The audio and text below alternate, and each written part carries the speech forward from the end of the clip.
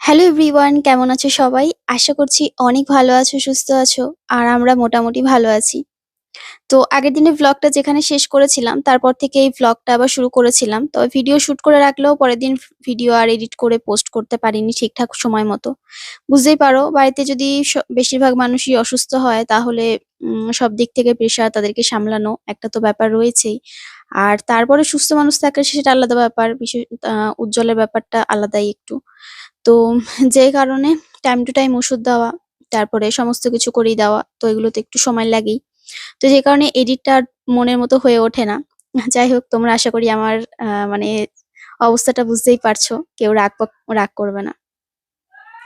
তো অনেকেই জানতে চেয়েছিল ও এখন কেমন আছে? এখন আগের তুলনায় একটু ঠিক আছে। আ ঠিক হয়ে যাবে আস্তে, আস্তে আশা করি। তো আম এদিকে দেখো আমি ওই আ রান্নাঘর না, সরি, ওকে সেই স্নান-দান বিছানায় বসে মানে গা হাত পা মুছিয়ে দিলাম। তারপরে এসেছিলাম রান্নাঘরে। ওকে একটু চা বললাম যে খাবে? তো বলল যে একটু চা দাও। তো তারপরে একটু চা করে দিয়েছিলাম। চা করে দেওয়ার পর তারপরে যে ওষুধ-টষুধ সমস্ত কিছু দিলাম।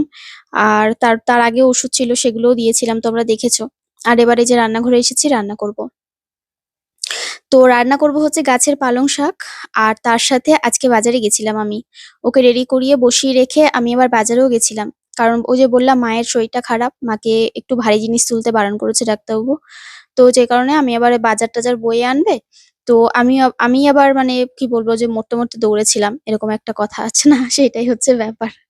তো তারপরে এসে আবার উজ্জ্বলের কিছু কাজকর্ম ছিল। ওকে আবার বললাম যে, "তুমি ঠিক আছো কিনা?" বলে তারপরে আবার কম্বল দিয়ে কম্বল তো আগেই দিয়েছিলাম। দিয়ে তারপর রান্নাঘরে আসলাম।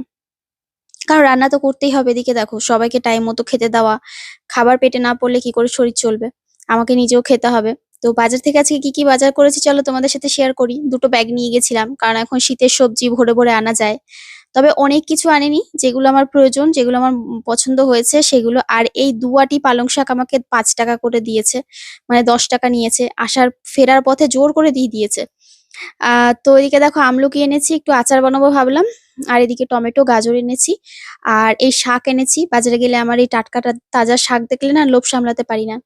আর এই যে একটা শাক দেখতে পাচ্ছ, এটা হচ্ছে ছোলা শাক। এটা আমি আগে কখনো খেয়েছি বলে আমার মনে হয় না।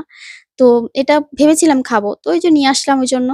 আর এখানে হচ্ছে ওই বেতো শাক বা বেলে শাক যাই বলো না কেন। আর তার সাথে ২ টো পেঁপে এনেছি। পেঁপেগুলোর মাঝে, মাঝে রুটি করি তো, ওই কোনো সবজি ফুরিয়ে গেলে না শুধু আলু দিয়ে করতে হয়। তো তখন একটু পেঁপে দিলে ভালো লাগবে খেতে। তো এইসবই বাজার করেছি। আর আদা এনেছি, লঙ্কা এনেছি। ব্যাস, আর সেরকম কিছু সিম এনেছি। ৫০০ মতো সিম এনেছি, ৩ টে ফুলকপি, ২ টো বাঁধাকপি আর ৩ রকমের শাক এনেছি। আর হচ্ছে গাজর এনেছি। আর হচ্ছে টমেটো, আদা, লঙ্কা। এইসব জিনিসপত্র এনেছি। তো সেগুলোকে এবার গুছিয়ে গাছিয়ে রাখছি। আর আজকে যা, যা রান্না করব সেগুলো বাইরে বের করে রাখছি। ও আরেকটা জিনিস তো তোমাদের বলাই হয়নি। সেটা হচ্ছে আজকের টপ আ কি বলে? মানে আজকে যেটা রান্না করব আরকি। যেটা সবাই খুব পছন্দ করেছিল আজকে বাজারের মধ্যে টপ। সেটা হচ্ছে এঁচোড়। তো এঁচোড় পেয়েছিলাম। ১ কেজি মতো এঁচোড় কিনে নিয়ে এসেছি। আর এঁচোড়টা খেতে এত ভালো হয়েছিল না কি বলব? তো এই যে বক্সের মধ্যে ধরছিল না, তাই যতদূর ধরলো ততদূর একটু গুছিয়ে গাছিয়ে রেখে তারপরে শাকগুলো ওপরে রেখে দিয়েছি। আর আমি কিন্তু বাজার থেকে এসে আর চেঞ্জ করিনি। মানে এই অবস্থাতেই বাজারে চলে গেছিলাম। মানে কোন রকমে আরকি যেরকম জামাকাপড় পরেছিলাম তো সেরকম জামাকাপড় পরেই চলে গেছিলাম। হ্যাঁ, তবে এটা খারাপ কিছু নেই। ওই চাদরটা গায়ে পেঁচিয়ে দিয়ে হাঁটা। টোটো ধরে চলে গেছি। বাজার করে নিয়ে এসে আবার চলে এসেছি। আর বাজার করতে খুব একটা বেশি সময় লাগেনি। যাতায়াতে যেটুকুনি সময়, আমাদের গারুলিয়া বাজার যেখানটায় বড় বাজার বসে। কেন কি বলতো? মাছের বাজারে তো ঢুকিনি। আগে যেমন মাছ কিনতাম, মাছ কাটা, মাছ বাছা এই সমস্ত করিয়ে কাটিয়ে আনতে অনেকটা সময় লাগতো। তারপরে মাছ পছন্দ করা, কোন মাছটা খাবে কি না খাবে, কোন মাছের কি দাম, সেসব একটা ব্যাপার ছিল। তো ঐজন্য মাছ বাজারটা যেহেতু করতে হয় না এখন, তাই বাজারে গেলে খুব একটা বেশি অসুবিধা হয় না।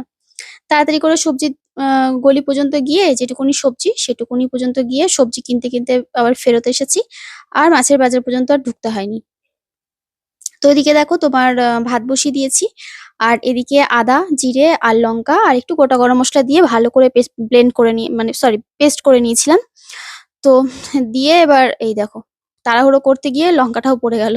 তো একটু লঙ্কার গুঁড়ো দিচ্ছি। আর উজ্জ্বল বলেছিল একটু সুন্দর করে রান্না করবে কষা, কষা করে তেল, ঝাল, মসলা দিয়ে যাতে খেতে খুব ভালো হয়।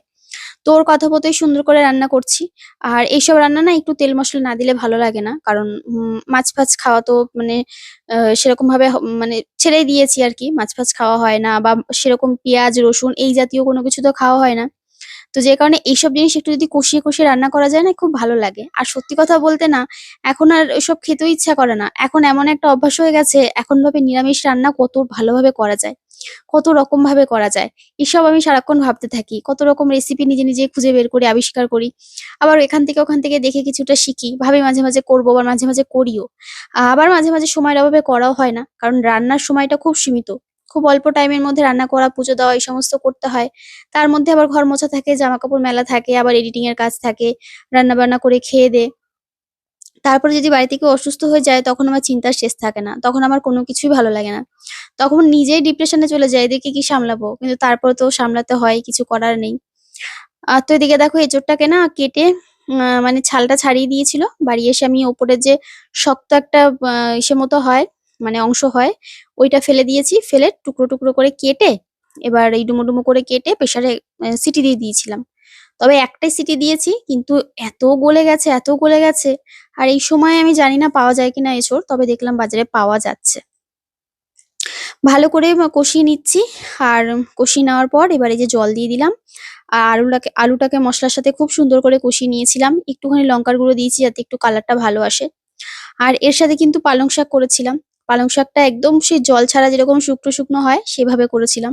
ওটাও বেশ খেতে ভালো হয়েছিল। তবে রেসিপিটা তোমাদের সাথে দেখানো হয়নি। কারণ এত তাড়াহুড়োর মধ্যে আর ভিডিও পোস্ট করা হয়ে ওঠেনি। ক্যামেরা সেট করে দিয়ে হয়তো দেখা গেল চলেই যাচ্ছি, বর ডাকলো। ওর কাছে খানিকক্ষণ বসে থাকলাম। হ্যাঁ, গায়ে পায়ে হাত বুলিয়ে দিলাম। আবার এসে রান্নাঘরে মনে পড়ল যে এই বাবা এই তো রান্না বসানো রয়েছে। আবার এসে চট করে রান্নাঘরে রান্না করতে বসলাম। বাইরে দেখো বেশ ভালোই সেই যতই বেলা হোক না কেন আমাদের বাইরেটা না একটু কুয়াশা কুয়াশাচ্ছন্ন থাকে শীতকালটা। মানে মনে হয় যে হ্যাঁ শীতকাল এটা। তো সব গাছে দেখলাম গাছের গোড়ায় জল শুকিয়ে গেছে। মানে আমাকে ডাকছে যে এবার আমাকে জল দে। আর বিশেষ করে গাঁদা ফুল গাছের গোড়াগুলো তাড়াতাড়ি শুকিয়ে যাচ্ছে। তো শীতকালে দেখবে টানের সময় তো আ মানে প্রচুর পরিমাণে জল লাগে গাছে। তো প্রত্যেকদিন জল দিতে হয়। গরমকালেও দিতে হয় প্রচুর। তবে শীতকালটা তো মানে এমন নয় যে দিতেই হয় না। সমস্ত গাছে সুন্দর করে জল দিয়ে দিলাম। আর জল দেওয়ার কারণ হচ্ছে এখানে জামাকাপড় মেলবো। তার আগে ভাবলাম যে গাছগুলোতে জল প্রয়োজন সে গাছগুলোতে জল দিয়ে দিই। আর এই গাছের নিচ থেকে না ওই ড্রেনিং সিস্টেমটা খুব ভালো মানে একটা হয়নি করা। তো দুটো গাঁদা গাছের নিচেই দেখছি তোমার জল দিলেই একদম জল যেটুকুনি জল দিচ্ছি সেটুকুনি জল তাড়াতাড়ি করে সঙ্গে, সঙ্গে বেরিয়ে আসছে। ওইজন্য গোড়াটা খুব একটা সময় বেশি ভেজা থাকছে না। তাই গাছগুলো না তাড়াতাড়ি শুকিয়ে যাচ্ছে। তো এদিকে দেখো জামাকাপড়গুলো সব এক, এক করে এবার মেলতে বসেছি আমি। আর জামাকাপড়গুলো মেলে দিয়ে তারপরে যাবো আবার রান্নার দিকে রান্নাটা দেখতে। তো আমার তো এদিকে সকাল থেকে কাজকর্ম বলতে সংসারের মোটামুটি সবই হয়ে গেছে। তবে নিজের কাজকর্ম নিজের দিকে আর কিছু দেখা হয়নি। মানে নিজের খাওয়া বা কিছু সেরকমভাবে কিছুই হয়নি। হ্যাঁ, ওই একটু চা খেয়েছিলাম, এই যা। আর আ আর তো সেভাবে কিছু খাওয়া হয়নি। তো যাই হোক, কি বলতো? খারাপ লাগে মানে কোনো কিছু খাওয়া-টাওয়াও তখন আসে না। তখন ভাবি যে, "বাবা তাড়াতাড়ি ঠাকুর ঠিক করে দাও ওকে।" এরকমটাই মনে হয়। তো ওষুধ-টষুধ খেয়ে এখন আপাতত একটু ঠিক আছে। তো বলল যে, "হ্যাঁ, আমার মাথা ঘোরাটা একটু কমেছে। আর মোটামুটি যে প্রবলেম গুলো হচ্ছিল, সেগুলো আর তোমাদের সাথে শেয়ার করলাম না আমি। তো একটু কমেছে। আ তো দেখা যাক কতদূর কি হয়। তারপরে না হয় তোমাদের সাথে শেয়ার করব যদি কোনো অসুবিধা হয়।" আর এদিকে দেখো একটু ধনেপাতা দিলাম। শীতকালে না সব তরকারিতে শুধু ধনেপাতা দিতে ইচ্ছা করে আমার। আমি জানি না এই রোগটা তোমাদের কার, কার আছে? আমার ভীষণ ভালো লাগে। সমস্ত তরকারিতে ধনেপাতা দিয়ে খেতে খুব ভালো লাগে। মাঝে, মাঝে উজ্জ্বল বলে কি, "তুমি না কাঁচা ধনেপাতা খাওয়ার সময় নিয়ে বসবে।